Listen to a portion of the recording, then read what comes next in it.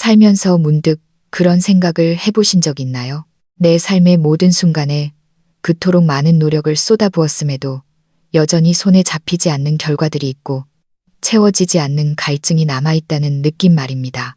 혹은 순간의 충동이나 무심코 내뱉은 말 한마디 때문에 스스로를 불필요한 공경에 빠뜨렸던 기억, 다들 한 번쯤은 있으실 겁니다. 당시에는 별것 아니라고 여겼던 사소한 일들이 실은 나비 효과처럼 우리의 미래를 조용히 하지만 확실하게 바꾸고 있었을지도 모릅니다. 오늘 이야기의 주인공은 이제 막 정년퇴직을 한 우리 주변 어디서나 볼 법한 평범한 신사분입니다. 그 역시 여러분처럼 저처럼 젊은 시절에는 불꽃 같은 열정을 태우며 치열하게 살았고 가족을 위해 헌신했던 세월을 지나 드디어 자신만의 평온한 은퇴 생활을 맞이했습니다. 그러나 이제야말로 인생의 황혼을 여유롭게 즐길 수 있으리라 생각했던 바로 그 순간 그는 깨닫게 됩니다. 인생에는 절대 남에게 함부로 보여줘서는 안 되는 보이지 않는 배, 즉 히든카드가 존재한다는 사실을 말이죠. 만약 부주의하게 이 패를 세상에 드러낸다면 그 대가는 상상 이상으로 혹독할 수 있습니다. 인생 60, 환갑을 넘긴 이 시점에서의 선택은 그 어느 때보다 중요합니다. 어떤 이들은 이 나이에도 여전히 삶이 가볍고 자유로운 반면 어떤 이들은 왜 끊임없는 공경에 시달리며 힘겨워하는 걸까요? 단 한 번의 실수로 모든 것을 잃게 만들 수도 있는 그 위험한 패가 무엇인지 짐작이 가십니까? 오늘 영상에서는 여러분과 함께 절대 함부로 드러내서는 안 될 4가지 히든카드에 대해 깊이 있게 이야기해 보려 합니다. 겉보기엔 단순해 보이지만 실은 여러분의 남은 인생의 질을 결정짓는 중요한 요소들입니다. 이 보이지 않는 함정이 당신의 삶을 흔들지 않도록 끝까지 귀 기울여 주시길 바랍니다. 이 문제들을 직시하지 않는다면 미래의 당신은 뼈아픈 대가를 치르게 될지도 모르니까요. 저는 올해 60, 직장에서 은퇴한 박 씨입니다. 숨 가쁘게 돌아가던 억압된 직장 생활, 그 긴 터널을 빠져나와 드디어 그토록 꿈꾸던 여유로운 삶을 마주하게 되었습니다. 매일 아침 알람 소리 대신 새소리를 들으며 일어나 근처 공원을 산책하고 따뜻한 차 한 잔을 우려내어 고요한 아침을 음미하는 것, 그것이 제 일상이 되었죠. 가끔은 오랜 친구들을 만나 왕년에 우리가 말이야 하며 옛 이야기를 나누거나 소소한 세상살이 이야기를 주고받는 것이 낙이었습니다. 모든 것이 더할 나위 없이 평화로웠습니다. 은퇴 후의 삶은 단조로웠지만 저는 평생 몸에 밴 신중함을 잃지 않으려 노력했습니다. 매달 꼬박꼬박 들어오는 국민연금과 개인연금은 일상생활을 유지하기에 충분했고 대출금을 모두 갚은 아파트 한 채, 그리고 제 몫을 하며 독립해 나간 자식들 덕분에 경제적인 부담은 거의 없었습니다. 과거처럼 삶의 무게가 어깨를 짓누르지는 않았지만 돈이란 흥청망청 쓰는 것이 아니라 미래를 지탱하는 뿌리라는 사실을 저는 잘 알고 있었으니까요. 하지만 제가 이 평온한 노후를 안심하고 즐길 수 있다고 믿었을 때 상황은 예기치 못한 방향으로 흐르기 시작했습니다. 문제의 시작은 저의 입이었습니다. 친한 친구들, 그리고 사촌들과의 모임에서 무심코 저의 재정 상태를 흘린 것이 화근이었죠. 어느 날 동창회 모임이었습니다. 술 기운이 살짝 오른 상태에서 저는 별 생각 없이 은퇴하니까 참 좋네. 연금도 꼬박꼬박 나오고 모아둔 예금도 좀 있어서 사는데 큰 걱정은 없어 라고 말해버렸습니다. 그 말을 뱉자마자 왁자지껄하던 분위기 속에 묘한 정적이 흘렀고 친구들의 눈빛이 달라지는 것을 느꼈습니다. 겉으로는 웃고 떠들었지만 저는 직감적으로 제가 실수했다는 것을 알았습니다. 며칠 지나지 않아 평소 연락도 뜸하던 친척들에게서 전화가 오기 시작했습니다. 어떤 이는 집에 급한 일이 생겼다며 돈을 빌려달라고 했고 어떤 이는 지금이 아니면 날아가는 대박 투자처가 있다며 저를 유혹했습니다. 제가 재정 상태를 너무 쉽게 입에 올렸다는 후회가 밀려왔지만 이미 엎질러진 물이었습니다. 그 중에서도 먼 친척 조카뻘인 상철이가 찾아와 사업 자금으로 2천만 원만 빌려달라고 사정했을 때 저는 거절하지 못했습니다. 반년만 쓰고 갚겠다던 그 돈은 결국 상철이의 사업 실패와 함께 공중분해되고 말았습니다.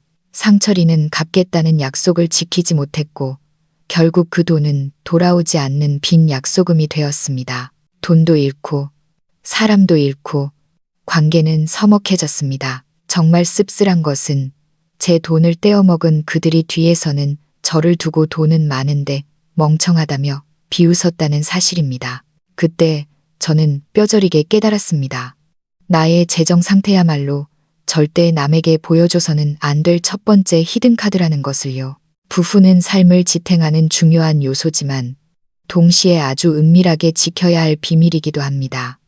꼭 필요한 순간에만 꺼내 써야 하는 칼과 같은 것이죠. 그 이후로 저는 누구에게도 제 연금 액수나 통장 잔고를 이야기하지 않습니다. 비록 큰 부자는 아니지만 제 노후를 지켜줄 소중한 자산이기에 침묵으로 그것을 지키기로 했습니다. 과시욕을 버리고 입을 닫으니 오히려 불필요한 유혹과 타인의 시기심으로부터 자유로워질 수 있었습니다. 이것은 단순한 처세술이 아니라 노년을 평화롭게 보내기 위한 지혜였습니다. 두 번째로 제가 깨달은 것은 건강이라는 카드입니다. 은퇴 후 시간이 많아지면서 자연스레 건강에 관심을 갖게 되었습니다. 정기 건강검진을 받을 때마다 의사 선생님은 혈압과 혈당 관리를 당부하셨죠. 지난번 검진에서는 혈압이 꽤 높게 나와 약을 먹어야 할 수준이라는 진단을 받았습니다. 사실 60대가 되면 고혈압 정도는 흔한 일이라 크게 걱정할 일은 아니었지만 평생 건강을 자신했던 저로서는 마음 한구석이 불안했습니다. 문제는 이 불안감을 해소하고자 친구들에게 털어놓으면서 시작되었습니다. 친구들과의 모임에서 요즘 혈압이 좀 높게 나와서 걱정이야. 몸 관리를 좀 해야겠어. 라고 가볍게 이야기를 꺼냈습니다. 위로를 바란 것은 아니었습니다.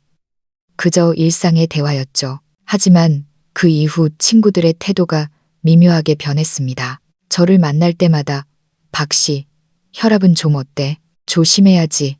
그러다 큰일 나. 라며 지나친 걱정을 하거나 즐거운 화제보다는 병에 대한 이야기로 분위기가 무겁게 가라앉곤 했습니다. 심지어 어떤 모임에서는 제가 환자 취급을 받으며 소외되는 느낌마저 들었습니다. 저는 깨달았습니다. 나의 건강 문제를 남들에게 알리는 것이 위로가 되기는커녕 오히려 나를 아픈 사람이라는 프레임에 가두고 짐이 된다는 것을요. 제 이웃 중에 최 영감님이라는 분이 계십니다. 저와 비슷한 연배의 지병이 있으셨는데 만나는 사람마다 아이고 내가 요즘 여기가 아파서 죽겠어. 이러다 갈 때 다 된 거 아닌가 몰라. 하며 습관처럼 하소연을 하셨습니다. 처음에는 걱정해 주던 이웃들도 점차 최 영감님을 피하기 시작했습니다. 그분의 부정적인 기운이 부담스러웠던 거죠. 결국 최 영감님은 외톨이가 되고 말았습니다. 저도 그렇게 되고 싶지는 않았습니다.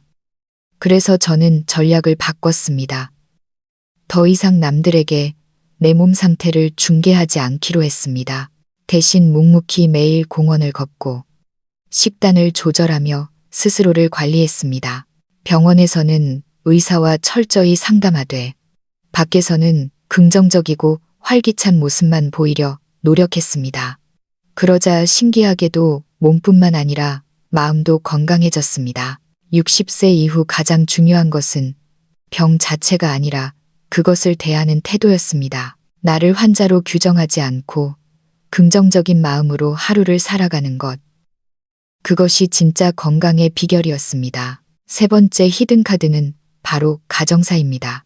은퇴 후 집에 머무는 시간이 길어지면서 바쁠 때는 보이지 않던 가정 내의 갈등들이 수면 위로 떠올랐습니다. 특히 외아들인 민준이와의 관계가 그랬습니다.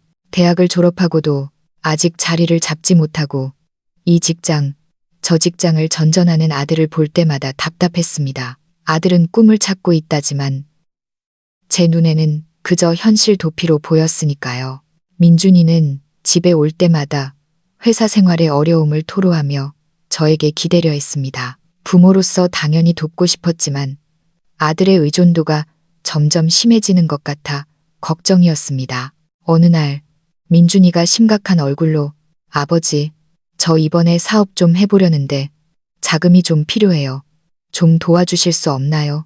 라고 물었습니다. 당시 저도 앞서 말한 친척에게 떼인 돈 때문에 자금 사정이 넉넉지 않았습니다. 게다가 아들이 또다시 부모에게 손을 벌리는 것이 안타까워 이번에는 단호하게 말했습니다.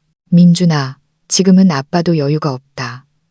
그리고 내 나이면 이제 스스로 해결책을 찾아야지. 언제까지 부모 믿고 살 거니? 제 말에 아들의 표정이 싸늘하게 굳었습니다. 거실에는 무거운 침묵이 흘렀고 아들은 결국 아버지한테 저는 자랑스러운 아들이 못 되나 보네요. 죄송합니다. 라는 말을 남기고 방으로 들어가 버렸습니다. 가슴이 아팠습니다. 하지만 저는 알고 있었습니다. 제 노후 자금을 털어 아들을 돕는 것이 당장은 해결책이 될지 몰라도 장기적으로는 아들의 자립을 망치는 길이라는 것을요. 문제는 이 가정 불화가 밖으로 새어나갔을 때 발생했습니다. 추석 명절에 모인 친척들이 우연히 저와 아들이 언성을 높이는 것을 들었고 그 이야기가 친척들 입을 타고 순식간에 퍼져나간 것입니다. 박신의 아들, 아직도 자리 못 잡고 돈 문제로 싸운다더라.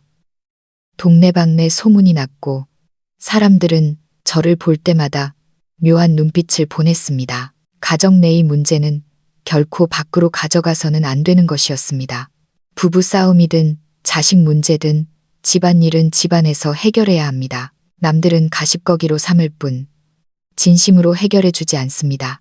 그 후로 저는 가정사를 철저히 비밀로 붙였습니다. 아들과는 진지한 대화를 통해 서로의 입장을 이해하려 노력했고 외부의 간섭 없이 우리끼리 문제를 해결해 나가면서 관계는 서서히 회복되었습니다.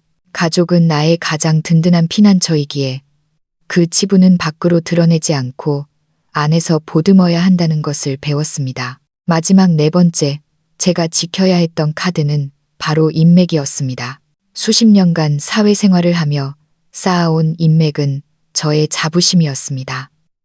은퇴 후 저는 이 인맥을 이용해 주변 사람들을 도와줄 수 있다고 착각했습니다. 옛 동료, 거래처 사장님들과의 친분을 과시하며 지인들의 부탁을 들어주기 시작했죠. 아, 그 김 사장, 내가 잘 알지. 내가 다리 한번 놔줄게. 처음에는 제가 능력이 있어 남을 돕는다고 생각했습니다.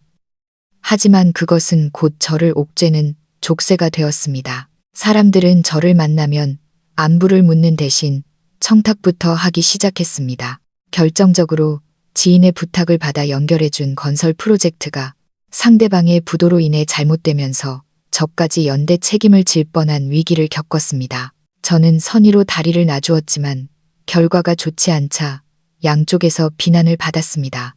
경제적인 손실은 물론이고 인간관계에 대한 회의감까지 들었죠. 그때 깨달았습니다. 진짜 인맥은 함부로 꺼내 보이는 것이 아니라는 것을요. 나이가 들수록 인맥은 과시용이 아니라 정말 절박한 순간에 나를 보호하거나 도울 수 있는 비상식량처럼 아껴둬야 합니다. 내가 감당할 수 없는 부탁은 정중히 거절할 줄 아는 용기가 필요했습니다. 미안하네. 내가 이제 현업에서 떠난 지 오래라 힘을 쓰기가 어려워. 라고 거절하는 법을 배우자 비로소 어깨 위의 짐이 가벼워졌습니다. 진정한 친구는 나의 효용 가치가 아니라 나라는 사람 자체를 소중히 여기는 사람들이었습니다. 60세가 넘어가면서 제 삶의 속도는 조금 느려졌지만 마음만은 그 어느 때보다 단단해졌습니다. 저는 이 네 가지의 히든카드 재산, 건강, 가정사, 인맥을 가슴 깊이 품고 살아갑니다. 이것들을 밖으로 드러내어 과시하거나 위로받으려 하지 않고 조용히 내면을 지키는 힘으로 삼고 있습니다. 여러분, 인생 이막은 새로운 시작입니다.